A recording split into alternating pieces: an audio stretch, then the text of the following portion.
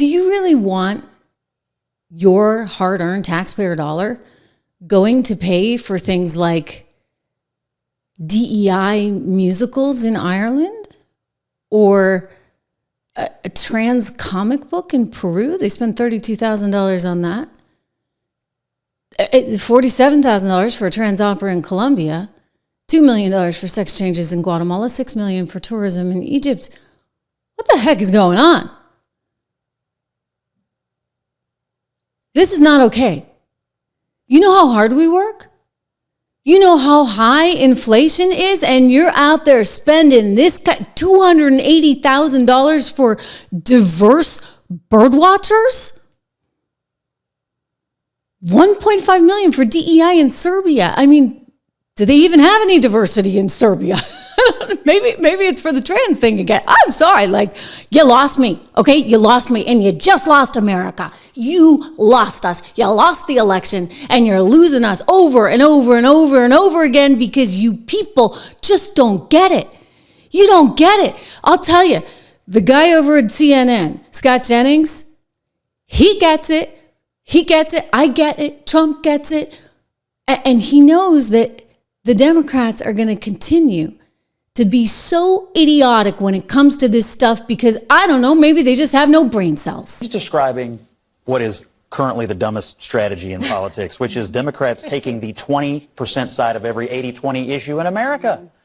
USAID, people want this pared down. They want it streamlined. They want to know where the money is going. Democrats have a meltdown. Today, Donald Trump signs executive order on keeping boys out of girls' sports. Democrats take the 20 side of that issue as well.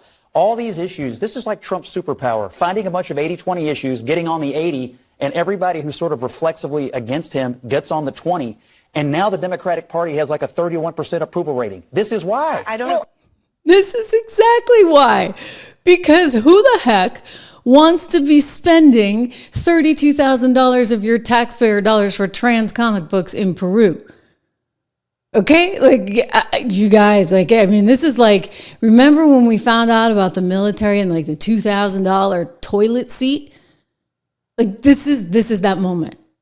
This is that moment. We are learning of the disgusting things our government is spending money on for no reason, and they don't care. And then Chuck Schumer is out there fighting the good fight. I'm going to stand with you in this fight, and we will win. We will win. We will win. We will win. No, you won't. Like, you're not going to win on this. And you can try every little tactic. I believe AOC's latest and greatest today is that, oh, this is just misinformation.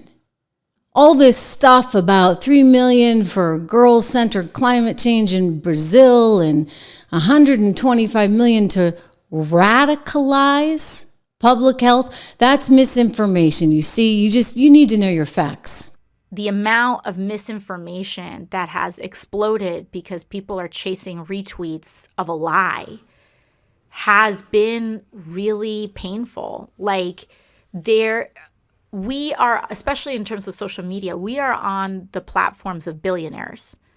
And these billionaires modify these algorithms and they wield them politically. We see that most explicitly with Twitter, but it is also at play on Meta, on Facebook, etc.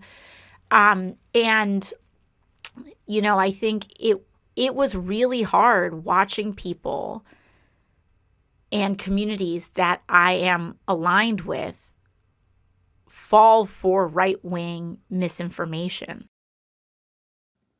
Okay, like, do we have to show her the Politico stuff again? Hey, honey bunny, you know what they were doing? They were manipulating the news. And so people had to go to other sources like this show right here. Please make sure you subscribe, share, like, all that good stuff. I mean, we keep growing thanks to you. But the platforms, you think about all these platforms getting all this money, and she wants to say it's misinformation. No, like, this has actually all been proven out. It turns out the Hunter Biden laptop, oh yeah, that was real. And the FBI had been investigating that puppy since 2019. You know what else was real? The Wuhan virus, COVID, It came from the Wuhan lab. Another thing that was just not allowed to be talked about. And they were spending money hand over fist, especially at the New York Times, trying to make sure that that story wasn't allowed out. And you guys are going to sit there and say, oh, no, it's misinformation. I think that we've actually already seen that play out. We've seen that play out, and we're all over it. Really, really, really over it. You know, I'm just sort of blown away by everything they're doing, whether it's having the wrong agenda when it comes to understanding the value of money and how people actually want to keep it, or whether it's DEI.